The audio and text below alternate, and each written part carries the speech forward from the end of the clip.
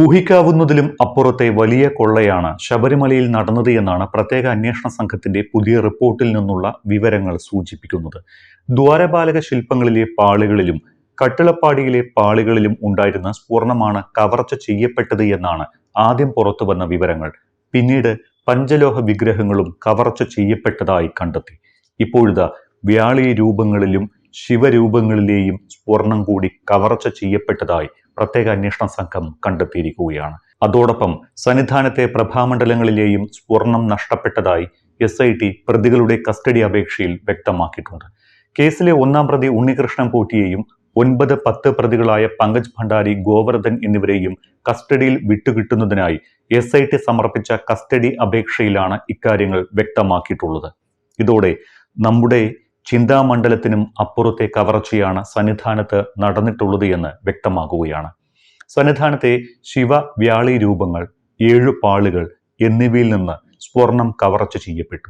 സ്വർണം പതിച്ച 2 ചെമ്പ് പാളികളിലും കട്ടിളയുടെ മുകൾപ്പടി സ്വർണം പതിച്ച ചെമ്പ് പാളിയിലും കട്ടിളയ്ക്ക് മുകളിൽ പതിച്ചിട്ടുള്ള സ്വർണം പതിച്ച പ്രഭാമണ്ഡല പാളികളിലും പതിച്ചിരുന്ന സ്വർണം ശബരിമല ശ്രീകോവിലിലെ ദ്വാരപാലക ശില്പപാളികൾ, പില്ലർ പ്ലേറ്റുകൾ എന്നിവയിൽ പതിച്ചിരുന്ന സ്വർണവുമാണ് നഷ്ടമായത്. ഇവ ചെന്നൈയിലെ സ്മാർട്ട് ക്രിയേഷൻസിൽ എത്തിച്ച് രാസമിശ്രിതം ഉപയോഗിച്ച് വേർതിരിച്ചെടുത്തിട്ടുണ്ട് എന്നും പ്രത്യേക അന്വേഷണ സംഘത്തിന്റെ അന്വേഷണത്തിൽ കണ്ടെത്തി. നഷ്ടപ്പെട്ട സ്വർണം ഇനിയും ഏറെ കണ്ടെത്താനുണ്ട് എന്നും SIT കോടതിയിൽ സമർപ്പിച്ച കസ്റ്റഡി അപേക്ഷയിൽ പറയുന്നു. തട്ടിയെടുത്ത എല്ലാ സ്വർണവും വേർതിരിച്ചത് ചെന്നൈയിലെ സ്മാർട്ട് ക്രിയേഷൻസിൽ എത്തിച്ചാണ് എന്നും അന്വേഷണ സംഘം ചൂണ്ടിക്കാട്ടുന്നു. സ്മാർട്ട് ക്രിയേഷൻസിന്റെ CEO ആണ് പങ്കജ് ഭണ്ഡാരി. കട്ടിളയിൽ ഘടിപ്പിച്ചിരിക്കുന്ന ദശാവതാരങ്ങൾ ആലേഖനം ചെയ്ത ചെമ്പുപാളികളിലെയും രാശിചിഹ്നങ്ങൾ ആലേഖനം ചെയ്ത 2 ചെമ്പുപാളികൾ, കട്ടിളയുടെ മുകൾപ്പടി ചെമ്പുപാളി, കട്ടിളയ്ക്ക് മുകളിൽ പതിച്ച ശിവരൂപവും വ്യാളി രൂപവും അടങ്ങുന്ന പ്രഭാമണ്ഡലത്തിലുള്ള ചെമ്പുപാളികൾ എന്നിവയെ പൊതിഞ്ഞ സ്വർണം എന്നിവ വേർതിരിച്ചെടുത്ത ശേഷം പങ്കജ് ഭണ്ഡാരിയുടെയും കർണാടക ബെല്ലാരിയിലുള്ള റോത്തൻ ജ്വല്ലറി ഉടമ ഗോവർദ്ധന്റെയും പക്കലുണ്ട് എന്നാണ് SIT കണ്ടെത്തിയിരിക്കുന്നത്. ഇതിൽ നിന്ന് 109.243 ഗ്രാം സ്വർണം പങ്കജ് ഭണ്ഡാരി ഒക്ടോബർ 15-നും 474.96 ഗ്രാം സ്വർണം ഗോവർദ്ധൻ ഒക്ടോബർ 24-നും ഹാജരാക്കുകയും ചെയ്തു. ബാക്കി സ്വർണം ഇനിയും കണ്ടെത്താനുണ്ട്. അതേസമയം ഇതിൽ കൂടുതൽ സ്വർണം 7 പാളുകളിലും ദ്വാരപാലക ശില്പങ്ങളിലും കട്ടിളയിലും തൂണുകളിലുമായി ഉണ്ടായിരുന്നതായാണ് SIT പറയുന്നത്. ഈ സ്വർണം അപഹരിച്ചതിനെ കുറിച്ച് വിശദമായ അന്വേഷണം തന്നെ വേണമെന്നും SIT കോടതിയെ അറിയിച്ചിട്ടുണ്ട്. ഇതിനായി ഉണ്ണികൃഷ്ണൻ പോറ്റി, പങ്കജ് ഭണ്ഡാരി, ഗോവർദ്ധൻ എന്നിവരെ ഒന്നിച്ചിരുത്തി ഇന്നലെ ചോദ്യം ചെയ്തിരുന്നു. ഈ ചോദ്യം ചെയ്യലിൽ എന്തെല്ലാം പുതിയ വിവരങ്ങൾ ലഭിച്ചു എന്ന് അറിവായിട്ടില്ല. കേസിൽ പങ്കജ് ഭണ്ഡാരിയുടെയും ഗോവർദ്ധന്റെയും റിമാൻഡ് കാലാവധി ജനുവരി 15 വരെ നീട്ടിയിട്ടുണ്ട്. അതേസമയം കഴിഞ്ഞ ശനിയാഴ്ച നടന്ന ചോദ്യം ചെയ്യലിൽ മുൻമന്ത്രി കടകംപള്ളി സുരേന്ദ്രന്റെ മൊഴിയിൽ വ്യക്തത കുറവുണ്ട് എന്നാണ് SIT പറയുന്നത്. അതുകൊണ്ട് തന്നെ കടകംപള്ളിയെ ഒരിക്കൽ കൂടി ചോദ്യം ചെയ്തേക്കുമെന്ന വിവരങ്ങളും പുറത്തു വരുന്നുണ്ട്. എപ്പോഴായിരിക്കും അടുത്ത ചോദ്യം ചെയ്യൽ എന്ന് വ്യക്തമായിട്ടില്ല. ആദ്യത്തെ ചോദ്യം ചെയ്യൽ തന്നെ അതീവ രഹസ്യമായിരുന്നു. ശനിയാഴ്ച ചോദ്യം ചെയ്യലിന് വിധേയനായ കടകംപള്ളി കൂടി ഉൾപ്പെട്ട CPM സംസ്ഥാന സമിതി യോഗമാണ് ഞായറാഴ്ച ശബരിമല സ്വർണ്ണക്കൊള്ള വിശദീകരിക്കാൻ വീട് വീടാന്തരം ക്യാമ്പയിൻ നടത്താൻ തീരുമാനിച്ചത് എന്നത് വിരോധാഭാസവുമാണ്. മന്ത്രിയായിരിക്കെ കടകംപള്ളി സുരേന്ദ്രൻ നടത്തിയ 12 വിദേശയാത്രകളെക്കുറിച്ചും SIT അന്വേഷണം തുടങ്ങിയിട്ടുണ്ട്. കടകംപള്ളിക്ക് ഇതൊരു കുരുക്കാകുമോ എന്നാണ് കൂടുതലും ആൾക്കാരും ചാനലുകാരും പത്രക്കാരും ഒക്കെ ചോദിക്കുന്നത്. കടകംപള്ളിക്ക് തീർച്ചയായിട്ടും ഇതൊരു കുരുക്ക് തന്നെയാണ്. കാരണം അതിനകത്തിന് മോചനമില്ല. ശബരിമലയിലെ കൊള്ളകളെപ്പറ്റി മനസ്സിലാക്കിയ ഒരു മന്ത്രിയാണെങ്കിൽ അത് നിയന്ത്രിക്കാനും അവർക്കെതിരായിട്ട് നടപടിയെടുക്കാനും കടകംപള്ളി ബാധ്യസ്ഥനായിരുന്നു. കടകംപള്ളി തൻ്റെ ഭരണപരമായ കാര്യങ്ങൾ നിർവഹിച്ചില്ല എന്ന് തന്നെ പറയേണ്ടി വരും. അതിനകത്തൊരു വീഴ്ച സംഭവിച്ചിട്ടുണ്ടോ? കാരണം ആ ശബരിമല കൊള്ള മനസ്സിലാക്കി കഴിഞ്ഞാൽ ആ നിമിഷത്തിൽ തന്നെ ദേവസ്വം മന്ത്രി എന്ന നിലയിൽ ഒരു അന്വേഷണത്തിന് ഉത്തരവിടാൻ ബാധ്യസ്ഥനാണ് കടകംപള്ളി. അതറിഞ്ഞിട്ട് അത് ചെയ്തില്ലെങ്കിൽ തീർച്ചയായിട്ടും കടകംപള്ളിയും സമാധാനം പറയേണ്ടി വരും. പ്രതിസ്ഥാനത്തേക്ക് വരാനുള്ള സാധ്യത വളരെ കൂടുതലായിട്ട് തന്നെയാണ് ഞാൻ കരുതുന്നത്. കടകംപള്ളിയുടെ റോള് അത് ദേവസ്വം മന്ത്രി എന്ന നിലയിൽ അദ്ദേഹത്തിൻ്റെ കീഴിലാണ് ശബരിമലയിലെ ദേവസ്വം ബോർഡ് പ്രസിഡന്റുമാരും അംഗങ്ങളും ഒക്കെ. അവിടുത്തെ സ്റ്റാഫെല്ലാം ശബരിമലയിലെ എല്ലാ പ്യൂണ് മുതൽ തന്ത്രി വരെയുള്ള കാര്യങ്ങൾ ദേവസ്വം മന്ത്രിയുടെ കീഴിൽ തന്നെയാണ്. അവിടെ എന്തെങ്കിലും അപാകത ഉണ്ടെങ്കിൽ അതിനെതിരായി ആ കാണിച്ചവർക്കെതിരെ നടപടിയെടുക്കാൻ തീർച്ചയായിട്ടും കടകംപള്ളി ബാധ്യസ്ഥനാണ്.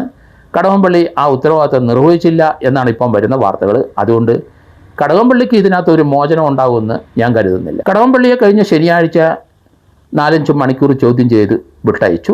രഹസ്യ കേന്ദ്രത്തിൽ വെച്ച് തന്നെയാണ് ചോദ്യം ചെയ്തത്. അദ്ദേഹത്തിന് ഒപ്പം പ്രശാന്തിനെ 2025 വരെ Jayakumar IAS Devaswom board president ആകുന്നതിന് തൊട്ട് മുമ്പ് വരെ പ്രസിഡൻ്റായിരുന്ന പ്രശാന്തിനെ ചോദ്യം ചെയ്യേണ്ടിയിരിക്കുന്നു. കാരണം പ്രശാന്തും ശബരിമലയിലെ ദ്വാരപാലക ശില്പത്തിലെ അവിടെ സ്വർണം പൂശിയ ചില ഐറ്റങ്ങൾ വെളിയിൽ കൊണ്ടുപോകാൻ അനുവദിച്ചു. അത് ദേവസ്വം ബോർഡിലെ ഒരു അംഗത്തെ എസ്കോർട്ട് ചെയ്യാൻ അനുവദിച്ചു. അതും ചെന്നൈക്ക് തന്നെയാണ് പോയത്. ചെന്നൈയിലാണ് ഈ കേസിൻ്റെ ദ്വാരപാലക ശില്പം ഉൾപ്പെടെയെല്ലാം കൊണ്ടുവന്ന് അതിനകത്ത് സ്വർണം ഊറ്റിയെടുത്തെന്നാണ് ഞാൻ പറയുന്നത്. അതുകൊണ്ട് പ്രശാന്തിനും ഇതിനകത്ത് ഒരു മോചനം ഉണ്ടാവില്ല. തീർച്ചയായിട്ടും പ്രശാന്തിനെ ഈ കേസിലേക്ക് അറസ്റ്റ് ചെയ്യേണ്ടി വരും എന്ന് തന്നെയാണ് ഞാൻ കരുതുന്നത്. തിരുവിതാംകൂർ ദേവസ്വം ബോർഡിൻ്റെ പ്രസിഡന്റ് പത്മകുമാറിൻ്റെ അറസ്റ്റ്, അതിനുശേഷം അദ്ദേഹം ഹൈക്കോടതിയിലെ ജാമ്യത്തിന് മൂവ് ചെയ്ത് അദ്ദേഹത്തിന് ജാമ്യം ലഭിച്ചില്ല, റിമാൻഡിൽ തന്നെ. 90 ദിവസം കഴിഞ്ഞെങ്കിൽ മാത്രമേ അദ്ദേഹത്തിന് ജാമ്യത്തിന് ഒരു ക്ലെയിം ഹൈക്കോടതിയിൽ അദ്ദേഹത്തിന് ഉപയോഗിക്കാൻ കഴിയുള്ളൂ എന്ന് തന്നെയാണ് ഞാൻ കരുതുന്നത്. പക്ഷേ ഈ കേസിൻ്റെ പ്രത്യേക സാഹചര്യം കണക്കാക്കി 90 ദിവസം കഴിഞ്ഞാലും റിമാൻഡിൽ തുടരാനുള്ള സാധ്യത വളരെ കൂടുതലാണ്. പത്മകുമാറിൻ്റെ അടുത്ത് റിമാൻഡ് കാലഘട്ടത്തിൽ കോടതിയിൽ ഹാജരാക്കുന്ന കഴിഞ്ഞ ദിവസം ചില ചോദ്യങ്ങൾ പത്രക്കാർ ചോദിച്ചപ്പം അദ്ദേഹത്തിന് പോലീസ് കസ്റ്റഡിയിലായതുകൊണ്ട് അതിന് കൃത്യമായൊരു ഉത്തരം രേഖപ്പെടുത്താൻ കഴിഞ്ഞില്ലെങ്കിലും 1-2 വാക്കുകൾ അദ്ദേഹം പറയുകയും ചെയ്തു. അത് വളരെ കൃത്യമായിരുന്നു. അദ്ദേഹത്തിൻ്റെ അടുത്ത് പത്രക്കാർ നേരത്തെ അറസ്റ്റ് മുമ്പ് ചോദിച്ചപ്പം താൻ ദേവതുല്യമായി കരുതുന്ന പലരും അല്ലെങ്കിൽ കരുതുന്ന ഒരാൾ തന്നെ ചതിക്കുമെന്ന് താൻ കരുതിയില്ല എന്ന് അദ്ദേഹം പറഞ്ഞു വച്ചിരുന്നു. ആരാണ് ദേവതുല്യരായി അദ്ദേഹം കാണുന്ന വ്യക്തി? അത് കടകംപള്ളിയാണോ എന്നൊരു ചോദ്യം എറിഞ്ഞു പത്രക്കാർ. അപ്പോൾ അദ്ദേഹത്തിൻ്റെ ഒരു വാക്ക് പറഞ്ഞു, അങ്ങനെയുള്ള മാലിന്യങ്ങളോട് ഞാൻ സംസാരിക്കാറില്ല, അവരെ അനുസരിക്കാറില്ല. അതിൻ്റെ അർത്ഥം കടകംപള്ളിയിലല്ല കാര്യങ്ങൾ നിൽക്കുന്നത്, അതുക്ക് മേലെ എന്ന് നമ്മൾ സാധാരണ കളിയാക്കി പറയുമല്ലോ, അതുക്ക് മേലെ തന്നെയാണ് ആ ചോദ്യത്തിൻ്റെ ഉത്തരം നിലനിൽക്കുന്നത്. അതുകൊണ്ട് മാലിന്യങ്ങളോട് ഞാൻ സംസാരിക്കാറില്ല എന്ന് ഒറ്റ വാക്കിൽ പറഞ്ഞു വച്ചെങ്കിലും ആരെയാണ് ഉദ്ദേശിക്കുന്നത് അതിൽ നിന്ന് വ്യക്തമാണ്. അതിൻ്റെ മുകളിലുള്ള സംസ്ഥാനത്തെ CPMൻ്റെ ഏറ്റവും ഉന്നതരായ 1-2 പേരെ തന്നെയാണ് ആ ചോദ്യത്തിൻ്റെ മറുപടിയിൽ അദ്ദേഹം ഉദ്ദേശിച്ചത് എന്ന് ഞാൻ കരുതുന്നു. അതുകൊണ്ട് അന്വേഷണം ദേവസ്വം ബോർഡ് പ്രസിഡന്റുമാരെയും മന്ത്രിമാരിലും ചെന്ന് നിൽക്കുമോ എന്ന് സംശയം തന്നെയാണ്. ആ ചോദ്യത്തിന് ഉത്തരം അതിൽ നിന്നാണ് മനസ്സിലാകുന്നത്. അത് പാർട്ടിയുടെ ഉന്നതരായ ആൾക്കാരിലേക്ക് കാര്യങ്ങൾ നീങ്ങും എന്നൊരു ധ്വനി തന്നെയാണ്. കാരണം അത് തന്നെയാണ് പത്മകുമാർ ഉദ്ദേശിക്കുന്നതും. പത്മകുമാറിന് ഈ രംഗത്ത് താനൊരു തെറ്റും ചെയ്തിട്ടില്ല, താൻ ദൈവതുല്യം കാണുന്ന പലരെ ഇൻസ്ട്രക്ഷൻ അനുസരിച്ച് താൻ പ്രവർത്തിച്ചു എന്നൊരു ധ്വനി തന്നെയല്ലേ അതിൽ നിന്ന് വരുന്നതെന്നാണ് ഞാൻ സംശയിക്കുന്നത്. കടകംപള്ളിയുടെ മൊഴിയെടുക്കാൻ താമസിച്ചത് രാഷ്ട്രീയപരമായി CPMൻ്റെ ഓഫീസിൽ നിന്ന് അല്ലെങ്കിൽ മുഖ്യമന്ത്രിയുടെ ഓഫീസിൽ നിന്നുള്ള സമ്മർദ്ദം കൊണ്ട് തന്നെയാണ് അറസ്റ്റ് വൈകിയത് എന്നാണ് ഇപ്പോൾ വരുന്ന വാർത്തകൾ.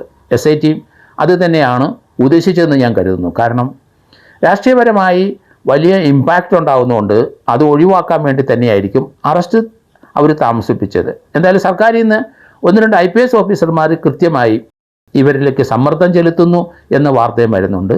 ആ IPS ഓഫീസർമാർ ആരാണ് എന്ന് പ്രതിപക്ഷ നേതാവിന് അറിയാം, അവരുടെ പേര് വെളിപ്പെടുത്തും എന്ന് അദ്ദേഹം പറയുകയും ചെയ്തിട്ടുണ്ട്. അതെന്തോ ആയിക്കോട്ടെ, സർക്കാരിൻ്റെ താല്പര്യം ഈ ഇലക്ഷൻ, ഈ പഞ്ചായത്ത് കോർപ്പറേഷൻ ഇലക്ഷൻ സമയത്ത് അതൊരു രാഷ്ട്രീയപരമായ വിവാദമാക്കണ്ട എന്ന് കരുതിയിട്ടാവാം SITക്കാർ, അവർ സർക്കാരിൻ്റെ ജീവനക്കാരാണല്ലോ, അവർ സ്വല്പം അമാന്തം കാണിച്ചത്. അതുകൊണ്ടാണ് അറസ്റ്റ് താമസിച്ചത് അല്ലെ ചോദ്യം ചെയ്യൽ താമസിച്ചതെന്നാണ് വാർത്ത വരുന്നത്. എന്നാൽ ഹൈക്കോടതിയുടെ നിരീക്ഷണത്തിൽ അവിടെ SIT സ്വല്പം അമാന്തം കാണിച്ചെന്നു, അല്പം സ്ലോ ഡൗൺ ചെയ്തു എന്ന് തന്നെയാണ് നിരീക്ഷണം. അത് SITക്ക് ക്ഷീണമാണ്. അതുകൊണ്ട് SIT ഹൈക്കോടതിയുടെ ഡയറക്ഷൻ അനുസരിച്ചും ഹൈക്കോടതിയെ അവരുടെ അതൃപ്തി ഇനി രേഖപ്പെടുത്താതെയും ആ ഹൈക്കോടതിയുടെ ഇൻസ്ട്രക്ഷൻ എങ്ങനെയാണ് എന്ന് SITക്ക് കൃത്യമായിട്ട് അറിയാം. SITക്ക് എന്താണ് അടുത്ത നടപടി ചെയ്യേണ്ടതെന്നും കൃത്യമായിട്ട് അറിയാം. അതുകൊണ്ട് SIT സൂക്ഷിക്കുക. കാരണം ഹൈക്കോടതിയുടെ ഡയറക്ഷൻ അനുസരിച്ചും അതുപോലെ കൃത്യമായ ഒരു ഇൻവെസ്റ്റിഗേഷൻ സ്റ്റെപ്പ് അറിയാവുന്ന SITയിലെ ശശിധരൻ IPSകാരനുണ്ട്. അത് തന്നെയല്ല വെങ്കടേഷും കൃത്യമായിട്ട് കാര്യങ്ങൾ അന്വേഷിക്കാൻ അറിയാവുന്നൊരു വ്യക്തിയാണ്. അതുകൊണ്ട് രണ്ടുപേരും അവരുടെ സംഘങ്ങളും കൃത്യമായി ഈ കാര്യത്തിലേക്ക് അന്വേഷണമായിട്ട് മുന്നോട്ട് പോകുക. ആരെയും സൂചിപ്പിക്കാനോ ആരെയെങ്കിലും ആരെ പുറത്ത് പഴിചാരാനോ ആരെയെങ്കിലും നിയമവിരുദ്ധമായ ഇൻസ്ട്രക്ഷൻ അനുസരിക്കാനോ SITക്ക് ബാധ്യതയില്ല. SITക്ക് ബാധ്യത ഹൈക്കോടതി ഡിവിഷൻ ബെഞ്ച് തന്നെയാണ് എന്നൊരു ഓർമ്മ വേണം. മുഖം നോക്കാതെ നടപടിയെടുക്കാൻ SITയുടെ ശശിധരനും വെങ്കടേശനും സാധിക്കട്ടെ എന്നാണ് എൻ്റെ പ്രാർത്ഥന. കടകംപള്ളിയുടെ അറസ്റ്റിന് ശേഷം വൻസ് റാവുകൾ കുടുങ്ങുമോ എന്നാണ് പലരും ചോദിക്കുന്നത്. തീർച്ചയായിട്ടും കുടുങ്ങും. കുടുങ്ങാതെ പറ്റില്ല ഇതിനകത്ത്. കാരണം കുറ്റം ചെയ്തവരെ ഏതായാലും ശിക്ഷിക്കപ്പെട്ടേ പറ്റുള്ളൂ. അതിനകത്ത് പാർട്ടിയുടെ ഉന്നതരായാലും ശരി, അത് ഒരു സംസ്ഥാന ഗവൺമെൻറ് ഏത് ഉന്നത പോസ്റ്റിൽ ഇരിക്കുന്ന ആൾക്കാരായാലും ശരി, ആരൊക്കെയാണ് ഇതിൻ്റെ അകത്ത് നിയമവിരുദ്ധമായി ഇൻസ്ട്രക്ഷൻ കൊടുത്തത്, ആരെ രക്ഷിക്കാനാണ് അങ്ങനെയുള്ള ഇൻസ്ട്രക്ഷൻ വന്നത്, അങ്ങനെ വന്നത് SIT അതനുസരിച്ച് കാര്യങ്ങൾ നീക്കിയിട്ടുണ്ടോ എന്ന് ഹൈക്കോടതി പരിശോധിക്കും. അതുകൊണ്ട് SITയുടെ നീക്കം സുതാര്യമായിരിക്കണം, ട്രാൻസ്പെറൻ്റ് ആയിരിക്കണം. അതിനകത്ത് ഒരു ബാധ്യത സർക്കാരിനോട് ഇവർക്കില്ല. ഈ ഒരു കേസിനെ സംബന്ധിച്ചിടത്തോളം അന്വേഷണം കൃത്യമായി മുന്നോട്ട് നീങ്ങണം. അത് ഹൈക്കോടതി അത് കൃത്യമായി പരിശോധിക്കുന്നുണ്ട്.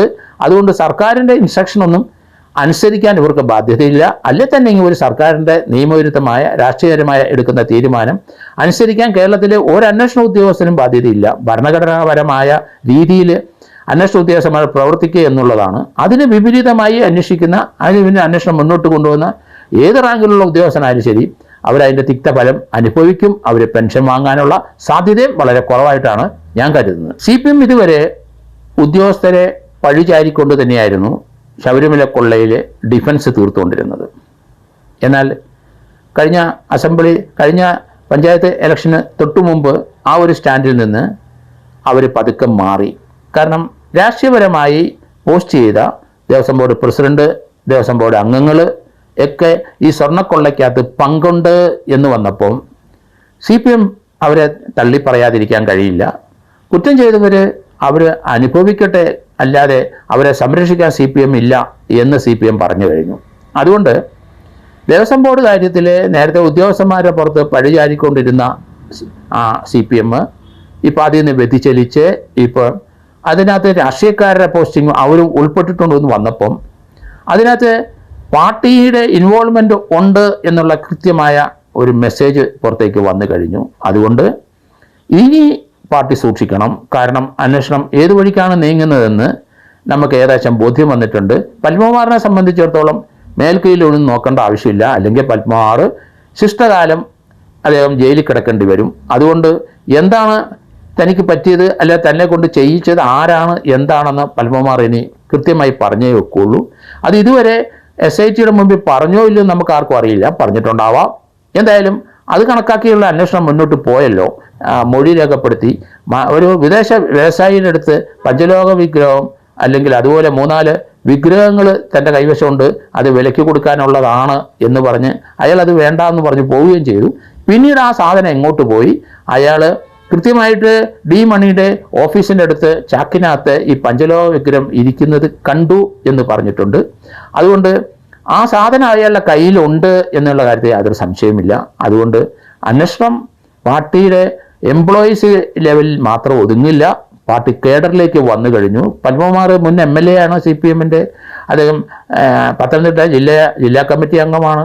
അതുപോലെ സംസ്ഥാനത്തെ പാർട്ടിയുടെ ഉന്നത അംഗങ്ങളിൽ ഒരാൾ തന്നെയാണ് പത്മകുമാർ. വാസുവും അപ്രകാരം തന്നെയായിരുന്നു. അദ്ദേഹം പാർട്ടിക്കാരനാണ്. ഇപ്പം കഴിഞ്ഞ ദിവസം വിജയകുമാർ എന്ന് പറഞ്ഞ ആളെ അറസ്റ്റ് ചെയ്തിരിക്കുന്നത് നമ്മൾ കണ്ടു. വിജയകുമാർ അഡീഷണൽ സെക്രട്ടറി ആയിട്ട് റിട്ടയർ ചെയ്തതാണ്. അദ്ദേഹം ലോക്കൽ കമ്മിറ്റി അംഗമാണ്.